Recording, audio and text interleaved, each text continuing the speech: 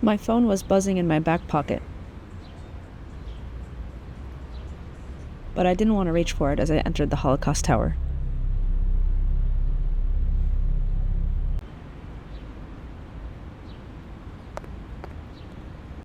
The quote, voided void, a desolate concrete space accessible through a single door, with only a sliver of light from above, demanded full attention.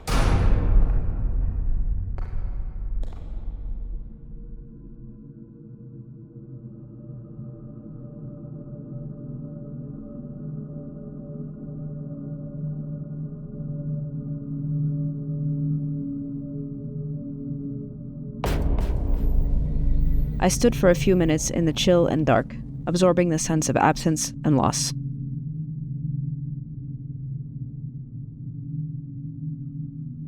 This room was the endpoint of the underground floor in the Libeskind building, a recent addition to the Jewish Museum of Berlin.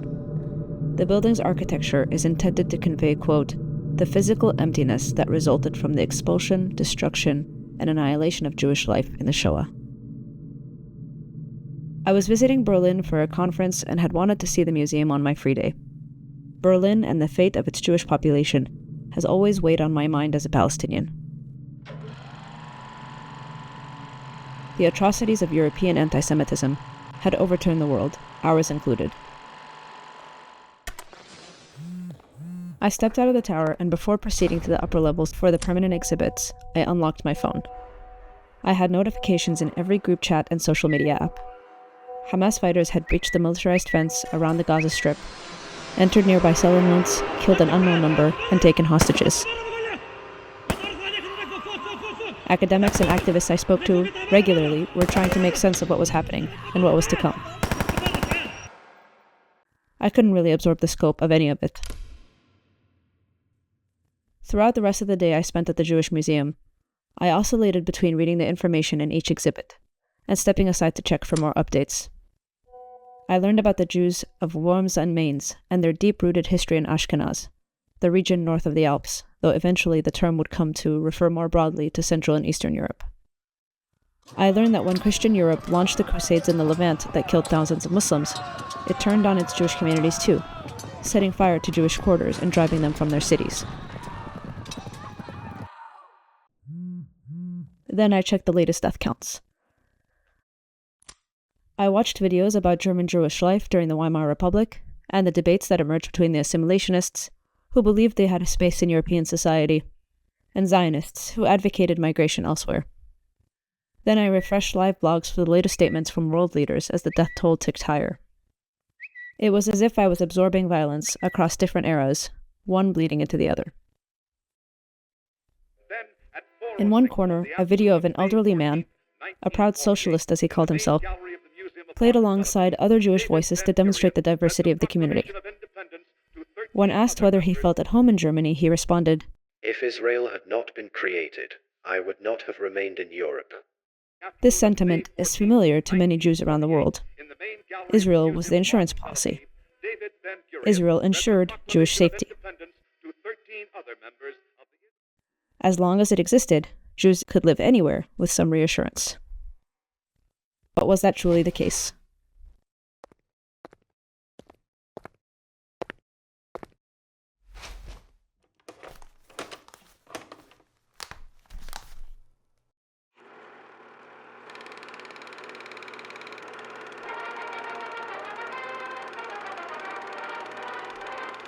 The founding of Israel did establish for Jews a state that represented them, that centered them, and that surely means a great deal to Jewish people, particularly those with family experiences of the Holocaust. But given that there was another population, embedded in a long-existing Arab civilization, already living in what would become Israel, the Palestinians, with their own nationalism, this state came with many costs. The formation of a new state can be a, quote, refugee-generating process, as the late political scientist Aristide Zolberg outlined 4 decades ago. In the creation of the new Israel, 750,000 Palestinians were expelled, generating refugees and internally displaced people, hemming in the new state from all sides. These refugees ballooned even further with every Israeli territorial expansion, including the occupation of the West Bank and the Gaza Strip in 1967. their right to return to their original homes was denied, and their justified anger escalated. Safe is not the word I would use to describe these conditions. Palestinians, of course, were never safe. Israel maintained control over this population through an increasingly brutal military occupation, with a sophisticated system of permits and passes, alongside policies that dispossessed those remaining and pushed them out of the country. Later, Israel added such tools as a land, air, and sea blockade in Gaza that continues to devastate generations, and a 30-foot separation wall that turned towns into crowded ghettos, surrounded by growing and dangerously armed settlements all across the West Bank.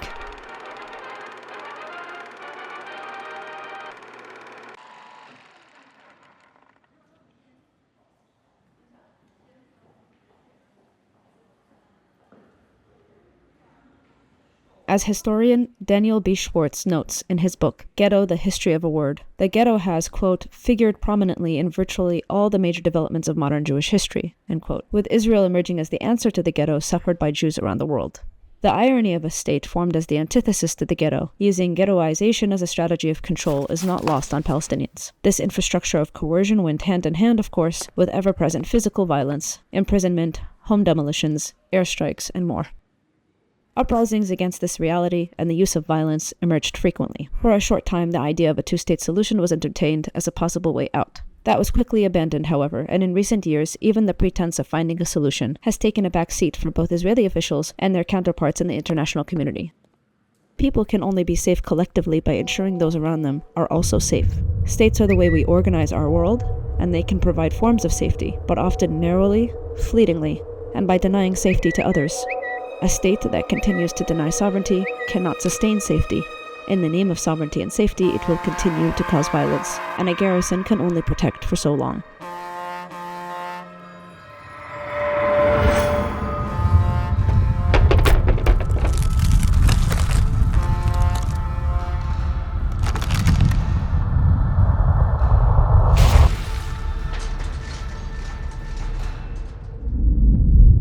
The whiplash of absorbing atrocities across multiple decades took a toll on me, so I left the Jewish Museum before closing time and wandered around on streets that Jews had largely been erased from.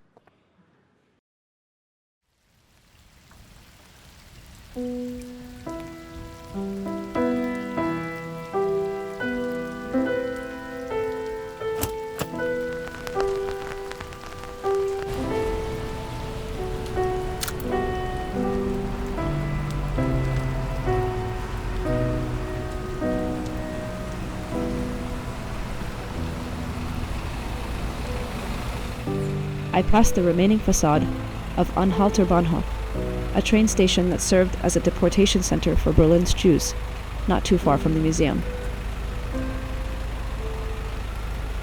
None of this is history. The impact of Europe's white supremacist violence is still being felt. I was too numb to cry, but knew that more violence was coming. The world had still not learned that the only way to guarantee safety was to understand safety is relational.